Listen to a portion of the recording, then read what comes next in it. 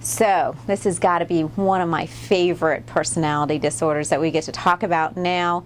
And I'm sure you have come across this because they're so popular in the workplace. It's easy to find a narcissist just about anywhere you look because a lot of them rise to the top. They are CEOs of large corporations, they are politicians, they are people who like to work by themselves because they don't generally play nice with other people.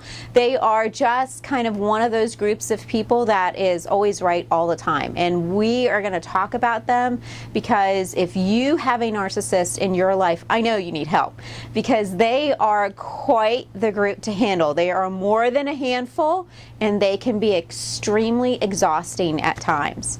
My name is Christine Hammond and I am with the LifeWorks group and we are going to talk about narcissistic personality disorder. So we're not going to go through the technical definition because that's really boring and very dry. We are, however, going to go through the practical definition of what it looks like so that you can have a better understanding of what narcissism really is. What's kind of interesting about narcissism, just as like a little side note, is that it all kind of goes back to this Greek guy who was felt like he was so beautiful. His name was Narcissi, and so he looked at himself in a pond and just admired his beauty and wound up dying because he didn't eat or drink or sleep or do anything else because he was so enamored with himself. And that is really the key to our very first point, which is that they believe they are better than other people. And they just have this unbelievable sense that they are so much better than everybody else and so much more beautiful and powerful and stronger and all of that combined. So that is the trademark of a narcissist. The next is that they fantasize about unlimited power and success and brilliance and intelligence, and they just believe they have all of those things and they're like all wrapped up into one great big package that is them, and they are the center of everything and nobody is smarter than they are or more brilliant or more powerful than they are. And that is kind of at the very key of their ability to be able to propel themselves through very difficult situations, is that sense of being, that very strong sense of who they are. They also exaggerate their achievements. So they're the kind of people that will tell you, oh, I brought this company to great success, when maybe the idea of great success was that instead of going bankrupt, they're no longer going bankrupt. So it's just they kind of exaggerate things, not even just a little bit, but a lot, in order to make themselves look a lot better. So they'll take like a little teeny tiny grain of truth and blow it way out of proportion. They also expect constant admiration and praise, and this is the exhausting part for you. So they need this constant praise all the time. They need this feeling or this sense that they are awesome and wonderful, and so it's almost like they go seeking it. So they'll say things so that you go, oh, that's so great, oh, you're so wonderful, oh, you're so brilliant, because that's what they need to hear all the time. And so they're constantly putting themselves in situations, competing with other people and one-upping everybody because they have to be at the top all the time, getting all of the praise, stealing it from everybody else. That's that whole narcissistic concept. They also believe that they are incredibly special and that they only should associate with like special people. So like they are the special group, like not like the special ed group, like that's a whole different group, okay? They are the special gifted people, and therefore because they're so gifted and so talented, they can't mess with those peons over there.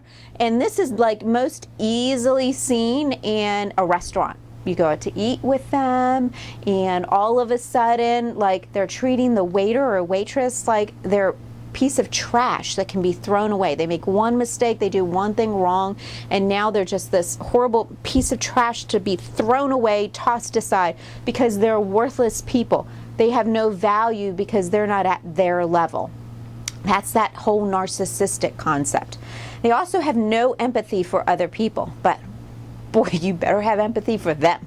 So, you know, where they have no understanding, they can't come alongside. It's almost like that is like a broken thing on their radar screen. They just can't empathize and associate with other people and feel along with them, but you need to always be doing that for them.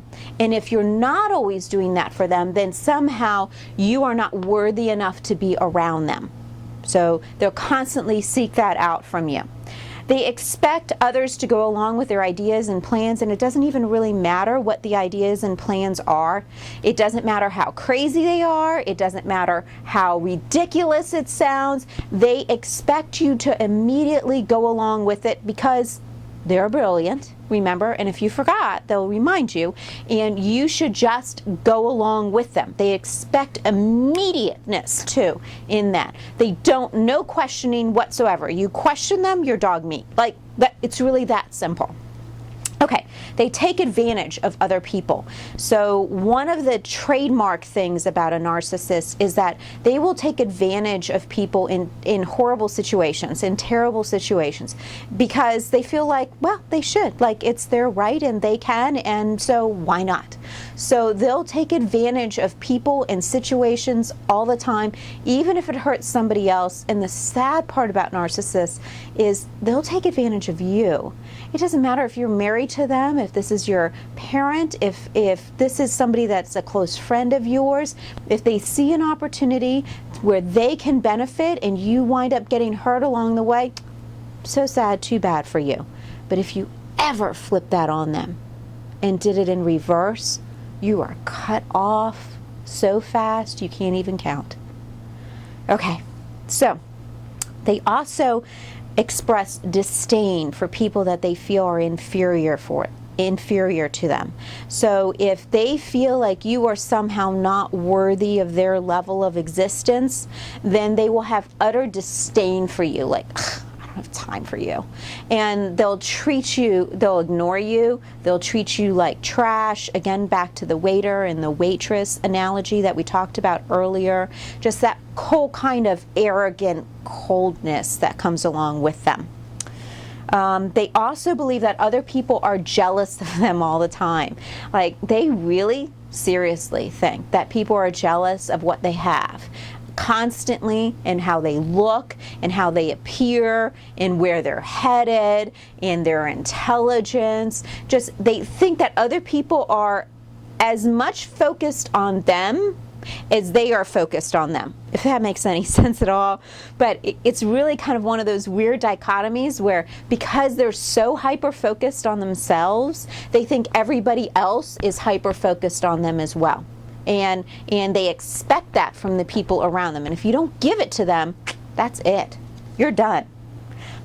Which is our next point. They have trouble with relationships.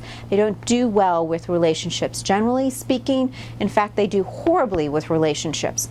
And people who know them for long periods of time just kind of like keep a safe distance away.